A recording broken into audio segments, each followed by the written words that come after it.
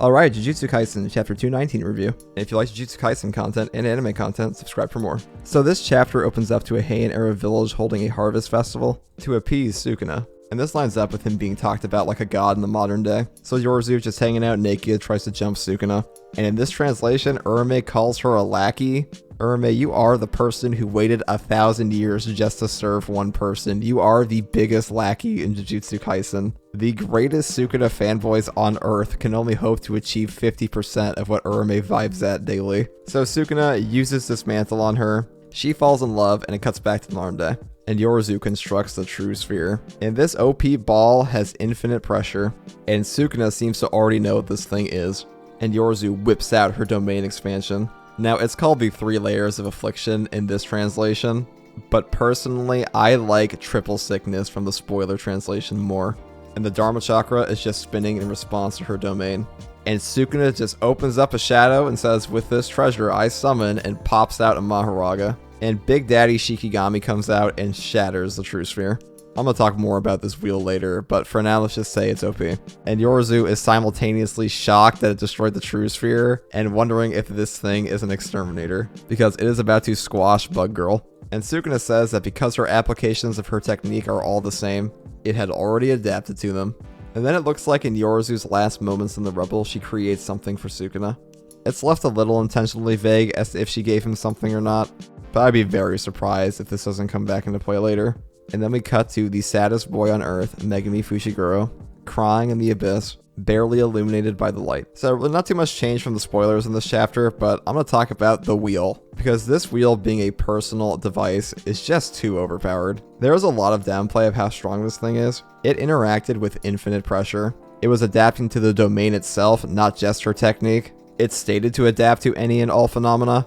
It's already been shown to heal the user after the fact. Yeah, it's busted. End of story. And I think we're coping if we just think Gojo will somehow have some magic answer to this. Nobody has ever had a personal Dharma Chakra like this, ever. Sukuna kind of just gamed the system. He stacked techniques. Sukuna was already overpowered, and now he has the single strongest object we've ever seen in the entire series.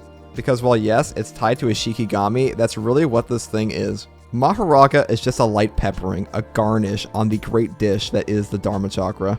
This is really the point in the story where Sukuna is just getting way too powerful. And I think most of the community doesn't want there to be a giant Megumi soul battle, because nobody wants to see Sukuna get defeated by the power of friendship with extra steps. I'd rather him just eat a hollow purple at that point, because that sounds less stupid. This also pretty much 100% confirms that the Dharma Chakra adapted to Infinity in the past against the last 6 Eyes user, and Sukuna should be able to adapt to bypass Gojo's Infinity. I think we're coping if we think he can't.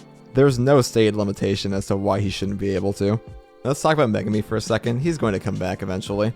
Him being shown like partially illuminated by the light, there's not really a whole lot of point in bringing him up at all if he doesn't come back into play in some fashion.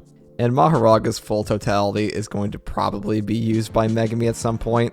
Sukuna taming it for him really seems like a kind of cheap way to give him a power-up, but there's likely far more to it than that with a totality or something else with Chimera Shadow Garden. And who we're going to cut back to next chapter, I have no idea. It might be Kenjaku. I'm hoping it's Yuji. We've been on Sukuna for over a month now.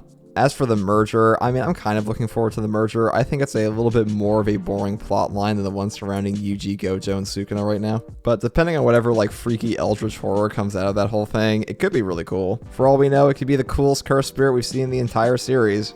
I'm just really hoping it's not just some like giant centipede Dark Souls monster with wacky inflatable tube men just like hanging out on its sides, because the Tokyo Ghoul retreatment would be pretty disappointing. Like, interesting abilities, what if we just had a worm? And Gojo fanboys, cover your ears for a second, because Gojo is probably going to die in this story. Because him coming back and doing some badass things and then fighting Sukuna and then permanently nerfing him only to die, that just seems like one of the most likely uses of his character at the moment. Because if you are the greatest Yuji hater on Earth, you're probably just not going to like the ending of Jujutsu Kaisen that much. Because his fight with Ryoma and Sukuna at the end of the story is pretty much guaranteed. It is just so damn obvious given the conflict between these two characters the entire series. He was quite literally handcrafted and birthed by Kenjaku to mess with Sukuna.